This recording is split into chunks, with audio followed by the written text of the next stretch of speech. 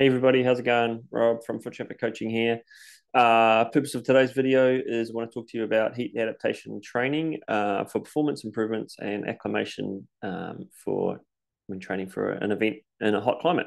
As you know, IRONMAN New Zealand was a few weeks ago, and a number of our athletes qualified for the World Championships either in Hawaii, Kona, Hawaii, or Nice in France. So well done to you for everyone who qualified. It's going to be a fantastic experience for you all. A bit of context: I've raced Hawaii Ironman 3 times in the past, and I've actually qualified for 2024. So this is good for me to go over this stuff again. But also I've visited Hawaii for to watch the race a number of times. So I've been able to observe from the sidelines and from mid race. But also I've raced Ironman events in some very, very hot climates around the world as well. So I've gained a lot of information, figured out what works, what doesn't really work, and I'm happy to share that with you guys now. So, uh, funnily enough, Hawaii and Kona wasn't one of the hottest races I've done. I've raced in Busselton, WA, and Penticton in Canada, both Ironman events there, and I remember those days were a lot hotter than I experienced in Kona. So, it's Kona is certainly fabled as a very, very hot environment to race in, but there's certainly more severe conditions, and which means if you prepare well for Ironman World Championships for Hawaii, then you've got a really good chance of having a great race there, great performance. So the idea with heat adaptation training is that we expose ourselves to heat in a controlled environment over an extended period of time. So the important thing is when we mention controlled environment. So some of the universities around the world may have environmental chambers in there, which allow athletes to perform workouts within the heat chamber.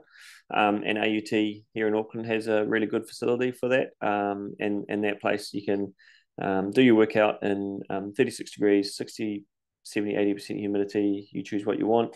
And it's a really controlled, safe environment. It's very clinical. There's not a lot to look at.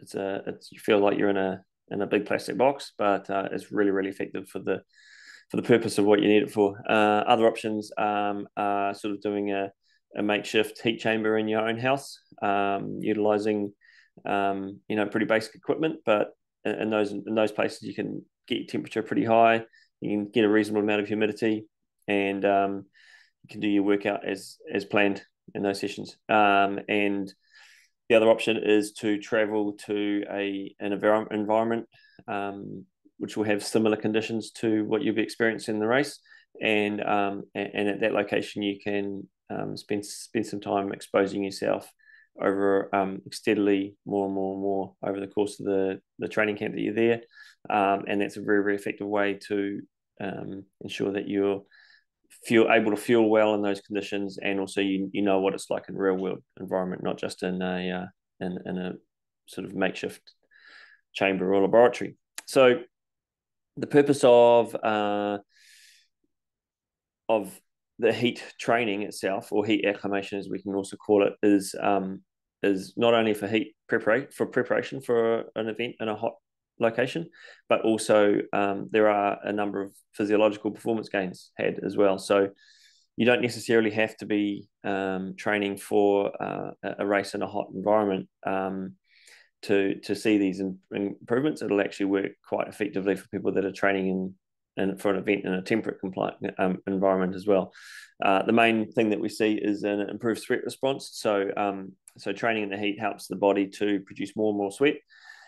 If you produce more sweat, that moisture is evaporated off your skin, and that has the cooling effect on your body. One thing in particular, when you're racing in somewhere like Hawaii, if you aren't sweating, then that's cause for concern, I believe. And also, so when as long as you've got sweat on your arms and your legs and back of your on your back or on your face, then you know that that moisture is going to be evaporated over time, and that will help you cool your body. If you're not sweating, then there could be a number of reasons for that, and that's something that you should be made aware of. and perhaps altering your fuel intake or easing back on your intensity to try and bring your core body temperature back in line. The other thing with heat training is it increases your blood plasma volume. So what that does is it effectively delivers more blood to the working muscles. More blood means more oxygen. More oxygen means you can perform for longer at a higher intensity, and that's a significant performance gain as well. And the other important thing is you develop over a period of time tolerance to the heat as well. So the more you train in the heat, the less you feel the heat affects you, and that's not only a physiological improvement, but there's also a psychological component to that as well. So knowing that you can perform at a high level under a hot, stressful condition, but actually feel like it's not as bad as it perhaps had been in training. And the other thing is there's potentially a reduction in perceived exertion when exposed to heat over a period of time and taking that through to race day. So essentially, it doesn't feel as hard as it could do. For any athlete competing in an endurance event, it's essential to condition yourself for those situations. And the problem with New Zealand being in the southern hemisphere is that when we train for northern hemisphere events, we're in the depths of winter, and we travel to those hot environments. And if you haven't taken into consideration the conditions that you'll be racing in, it can be quite hard and potentially quite damaging as well, and it'll leave you with your performance perhaps not being quite as good as it could have been. So preparing in advance for that sort of thing is really important. The thing with the Hawaii Ironman and most likely Nice is that the conditions will get very, very hot. In Hawaii, it's not uncommon for the temperature to be over 37 degrees, mid-40s even, and humidity can be very, very high as well. And that's if you're not used to that, that's a really, really stressful, uncomfortable place to be. There are tools to help you deal with it, with plenty of aid stations and ice and that sort of thing. But if you've done the work to prepare for it before you get to that place, then at least on race day you've got a lot more you've got more ammunition in your kit there, and you can deal with those sort of conditions a lot better. So what is heat acclimation? So basically, it's exposing your body to heat or to a high temperature, high humidity over a period of time, and that period of time will extend as you do more and more of it. So for an event, I like to give myself anywhere from 2 to 4 weeks of specific heat training, and we might do that once or twice through a build up to an event. So for something like Hawaii Ironman, if you're 2 months out, you might want to do a block of heat training, and then a block maybe prior to that, maybe 4 months out, just to start preparing yourself for those conditions. And as you get closer to the event, you can still top yourself up with a little bit more specific heat work, but that doesn't necessarily have to be as drastic or dramatic as the bout of heat training that you'd been doing prior to that. The heat training itself is particularly stressful and quite hard on the body, so you don't need to be doing an interval session whilst doing a heat training session.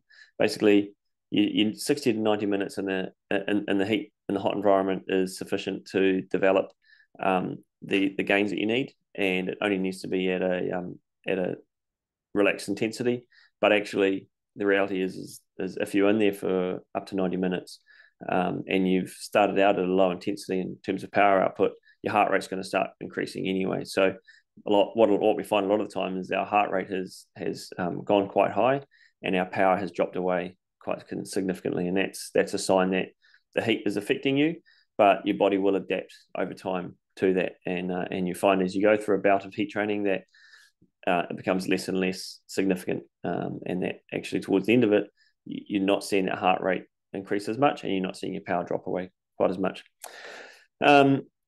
There's certainly some areas, when I look back at the times I raced in Hawaii Ironman, I can visualize the points in the course that are really, really hot.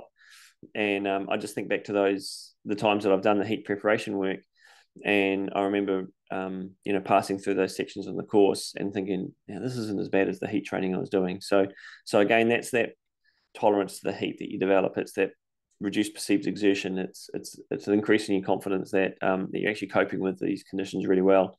And as long as you're fueling yourself and keeping yourself cool through that through the course of the event, it's just your mind against the heat. It's less of a physical thing because you've done the work to prepare yourself for it.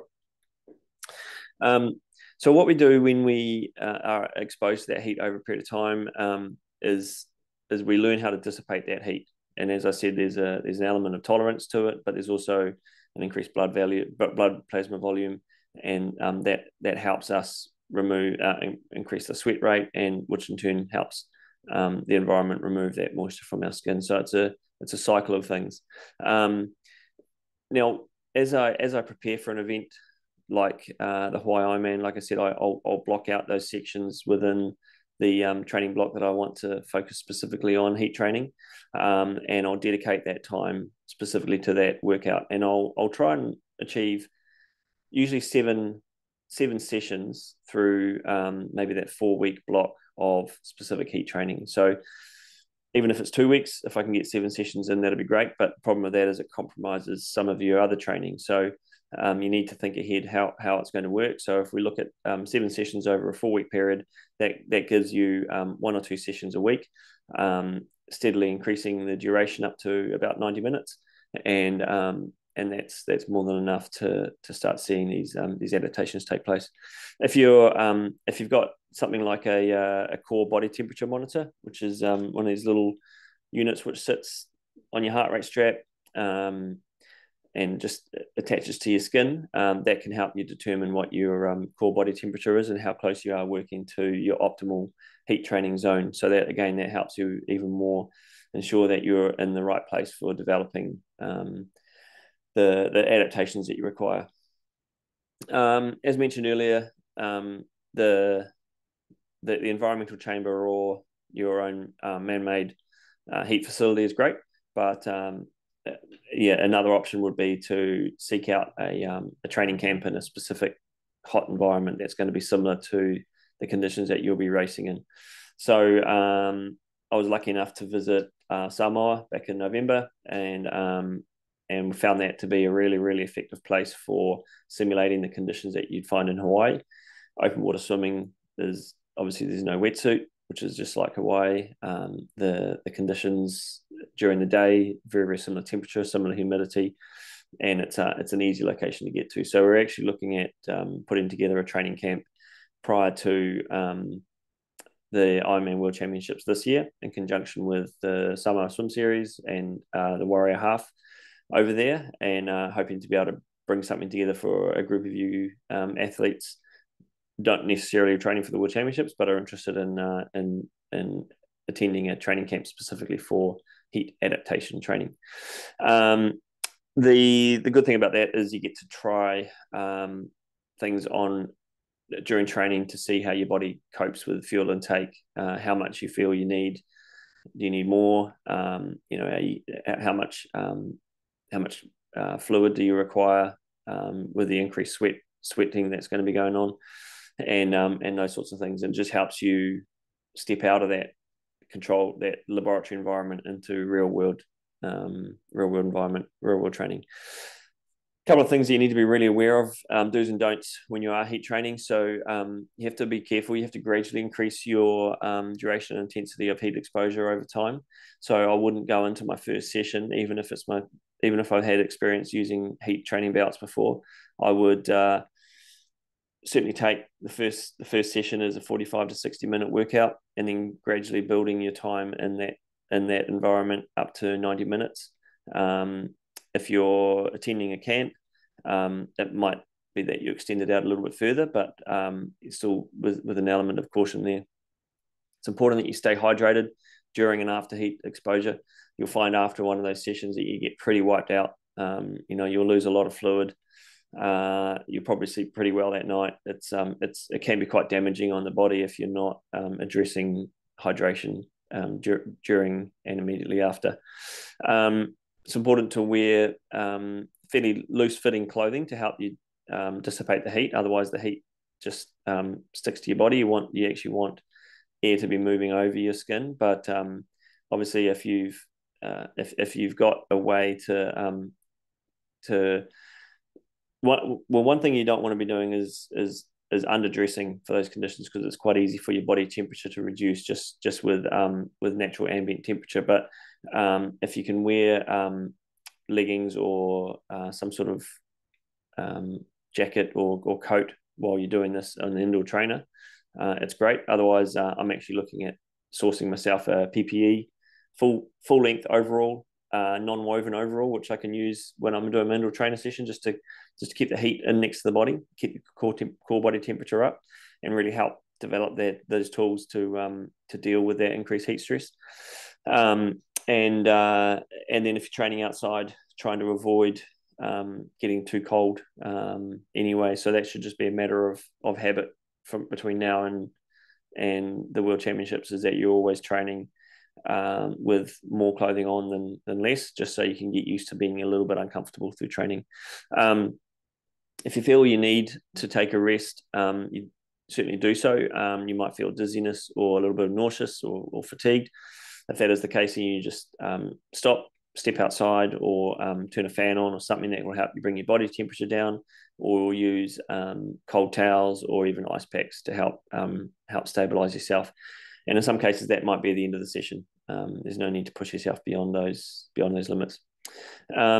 Just be careful that you don't overdo this sort of stuff. It's like I say, there's sort of an optimal amount, and I've found for me it's about 7 sessions. Any more than that, it's probably a diminishing return, and it's costing you more than it's giving you physiological gains. Don't ignore any warning signs such as dizziness or tiredness or fatigue. So as I said, if you feel that, stop the session, start some cooling, and just make sure you recover properly with effective hydration. And I wouldn't be using saunas or hot tubs during the time of a heat training bout, just because that heat exposure that you're going to be getting is enough to do what you need it to. Any more than that is probably too much strain on your body. But you'd be using saunas between those sessions, between the blocks, between the bouts, or as you approach the race day, if you just needed to keep topped up on those physiological adaptations and tolerance. And it's important that you maintain fitness through those sessions as well. So whilst you do your heat training, you should still do normal swim, boat, run sessions as you'd had before, but supplement one of those interval sessions for a heat training session, because again, the physiological load on that is actually quite a lot. So as you can see, there's a few ways of going about heat acclimation training. It's really, really effective. I certainly recommend anybody who's going to be preparing for an environment such as Hawaii Ironman or Ironman World Championships in Nice to adopt this, and perhaps use the next 6 weeks to 2 months to just test it a little bit and see what works and see how you feel with it, and then start planning some bouts of heat training prior to attending those races. I think you'll find it's going to be really effective, and it's certainly worth the effort to do that, if you want to be able to perform at your best on those in those hotter places. And as I mentioned before, with the heat training camp that we're putting together, I'll leave some information in the show notes just so you can look into that, and we'll send out more information as it comes to hand. But really looking forward to seeing how you go. Please share your thoughts and your ideas around this topic. As you can tell with a lot of the stuff around the sport, some of it is trial and error to some degree. There is some physiological evidence to it, but everyone's a little bit different. So please share your ideas. Tell us what works for you, what hasn't worked for you, and good luck with the training for the upcoming events. Cheers.